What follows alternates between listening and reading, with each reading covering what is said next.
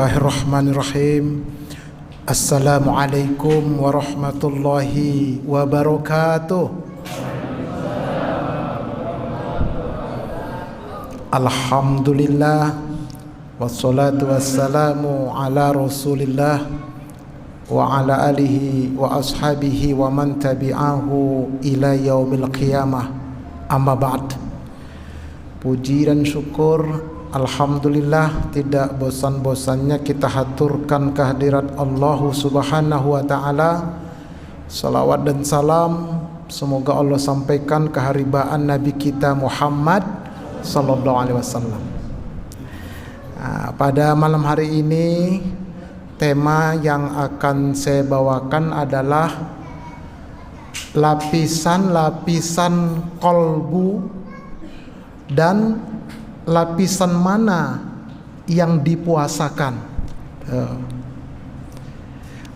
Allah Subhanahu wa ta'ala menganugerahkan kepada kita akal dan kolbu.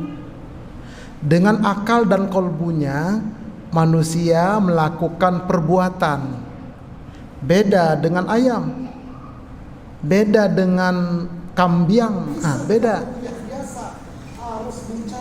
Apabila akal manusia itu baik, maka kolbunya pun baik, perbuatannya juga baik.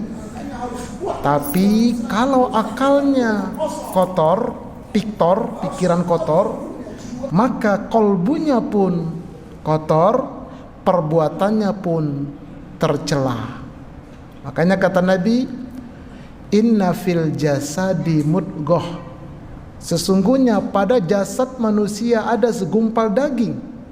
Apabila baik, baiklah perilaku orang tersebut. Apabila rusak, rusaklah perilaku orang tersebut. Ala wahiyal qalbu, ingatlah dia adalah qalbu. Secara fisik jantung, tapi secara non fisik di dalam jantung itu ada isinya. Nah, oleh karena itu mari kita lihat kolbu kita ini ada 3 lapis. Pada lapisan pertama isinya ada 5. Pada lapisan kedua isinya ada 1. Pada lapisan yang paling dalam isinya ada 5. Totalnya 11. Bagaimana penjelasannya? Tetap bersama saya, jangan kemana-mana. Serius amat dengerinya. Tapi ini penting. Ini bukan pengajian tasawuf, ini pengajian ihsan. Anta abudallaha ka'annaka tarahu fa illam takun tarahu fa innahu yarak. Engkau menyembah Allah seolah-olah melihat Allah. Jika engkau tidak mampu melihat Allah, yakinlah Allah sedang mengawasi engkau. Mari, ayo kita kaji kolbu kita. Ini antum semua Bapak Ibu, kolbunya sedang bicara ini. Ikutin ya. Lapisan pertama yang paling luar namanya as-sudur. Allah berfirman di dalam surah Al-Maidah ayat 7. Wattaqullaha innallaha alimum bidzatis sudur. Bertakwalah kepada Allah, sesungguhnya Allah mengetahui apa-apa yang ada di dalam sudur, lapisan paling luar. Ada 5 isinya. Yang pertama, di sana ada syaitan. Itu dia. Apa kerjaan setan di sana? Alladzi yuwaswisu fi sudurin nas. Setan selalu membisik-bisikkan. Itu kerjaannya di sini. Masing-masing kita punya. Sampai kadang-kadang dia terrealisasi dalam bentuk perbuatan. Minum pakai tangan kiri sambil berdiri. Setan. Acara resepsi pernikahan, makan berdiri dia. Kalau dia ustadz setan. Kalau dia haji setan. Kan hati-hati bapak-bapak, ibu-ibu makan tangan kiri sambil berdiri, anak kita baca ta'awuz. A'udzu billahi minasyaiton, ditunjuknya kita. Kenapa kau tunjuk bapak? Bapak setan. Nah lo. Banyak-banyak ta'awuz supaya setan itu pergi dari sudur kita. Tapi datang lagi. Yang pertama. Yang kedua, di dalam sudur ini ada hawa. Bukan hawa nafsu. Hawa. Hawa itu artinya syahwat, keinginan. Ingin makan, ingin kawin, ingin kaya, ingin berkuasa, itu namanya hawa. Nah, bagaimana cara mengendalikan hawa? Dikendalikan dengan syariat. Boleh makan, tapi harus halalan thayyiban. Boleh kawin, tapi lewat pernikahan. Tuh, dan hawa ini kalau tidak dikendalikan oleh syariat, maka dia dimanfaatkan oleh setan untuk menggoda manusia. Yang ketiga, di dalam sudur ini ada bintik-bintik hitam akibat dosa yang kita kerjakan. Kata Nabi, apabila melakukan satu dosa, maka Allah jadikan satu bintik hitam dalam kolbunya. 2 dosa, 2 bintik hitam. 1000 dosa, kolbunya menjadi hitam. Pernah dengar hadisnya? Kalau sudah kolbunya hitam, terpancar dari wajahnya kejelekan, gak ada cahaya, mukanya jelek. Makanya apa bedanya orang Batak tukang copet dengan orang Batak yang sudah Islam? Bedanya pada wajah. Kalau orang Batak tukang copet, wajahnya sangar setengah menakutkan. Tapi kalau orang Batak yang sudah Islam, wajahnya bercahaya. Contohnya Ustadz Purba. Ini bukan untuk sombong-sombongan, tetapi kata Allah, wa amma bi ni'mati rabbika fahaddits. Adapun nikmat Allah, ceritakan. Saya sedang menceritakan nikmat Allah. Ini Bapak Ibu semua wajahnya bercahaya ini, tapi walaupun ada sedikit buram-buramnya. Kenapa masih ada bintik-bintik hitam di sininya? Itu yang harus kita bersihkan. Oke, itu yang ketiga.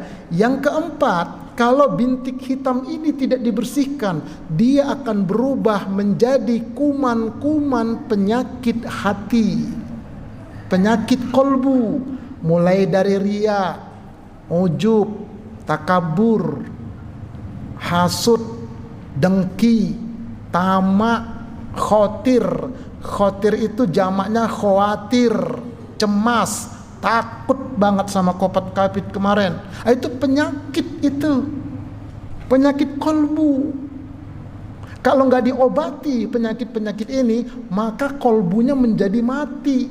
Khatamallahu ala qulubihim. Ya Allah ya Rabb. Makanya ada cara mengobatin penyakit kolbu. Kapan-kapan lah itu.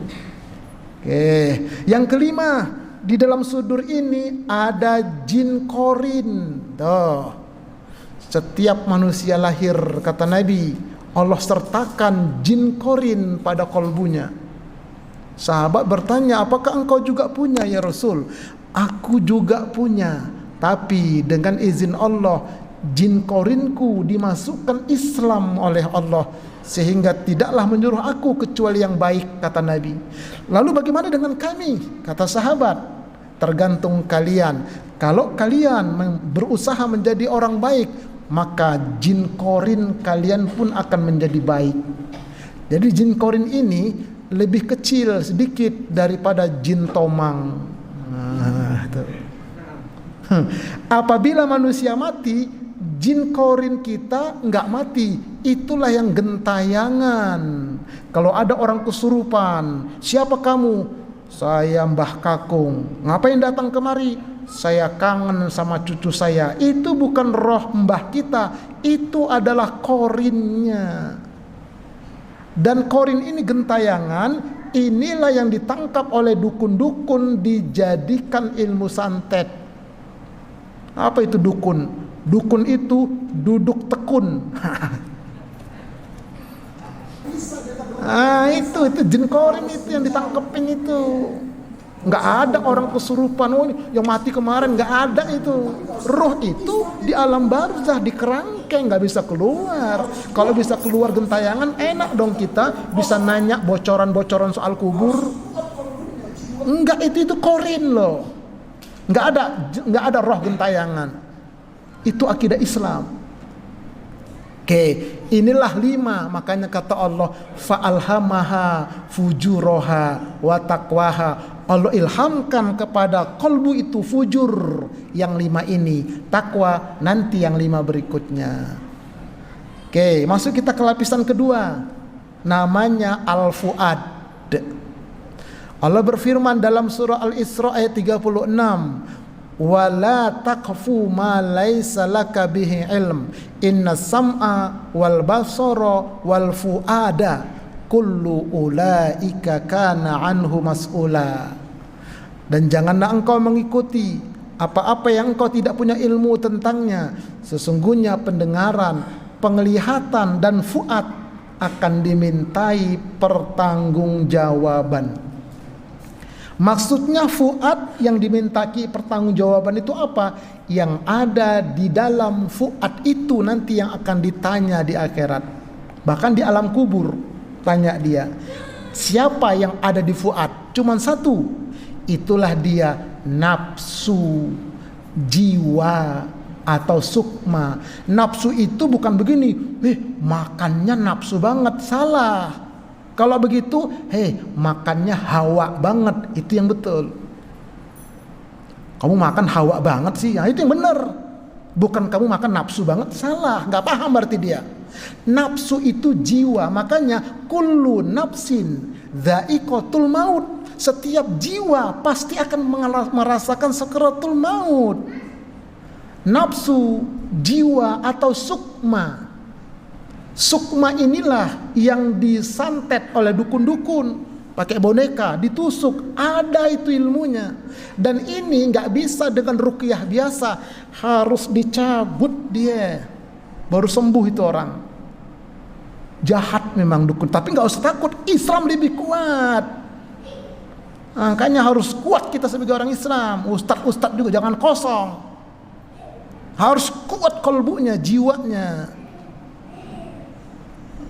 Itu Imam Ahmad bin Hambal, ada orang kesurupan, cuman pakai bakiaknya diketok tuh kepala orang kesurupan, kabur jinnya.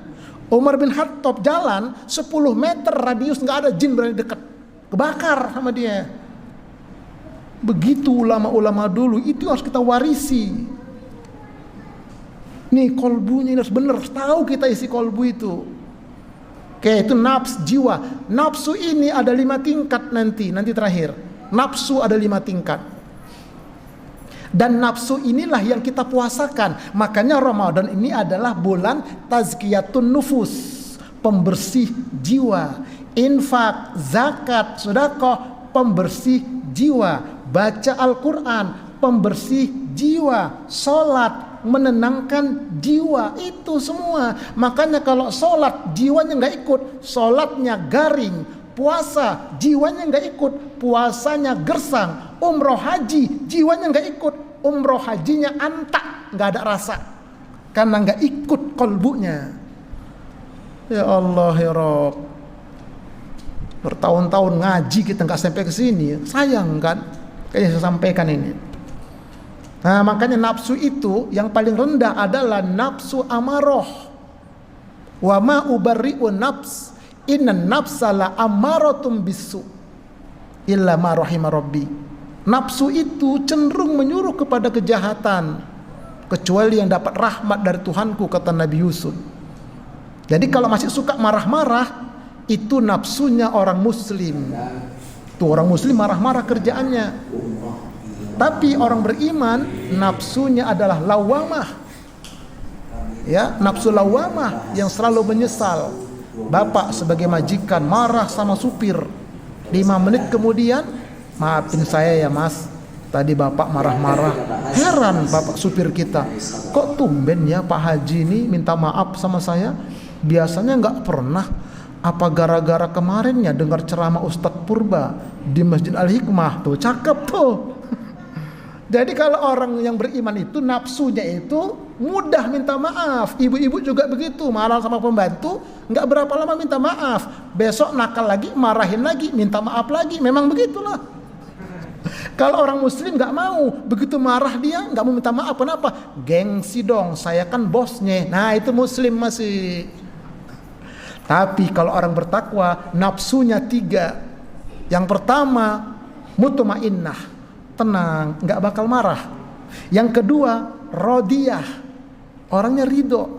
Yang ketiga, mardiyah, diridhoi. Makanya kata Allah, ya ayatuhan nafsul mutmainnah irji'i ila rabbiki radiyatan mardiyah. Itulah yang ingin kita capai dengan puasa Ramadan.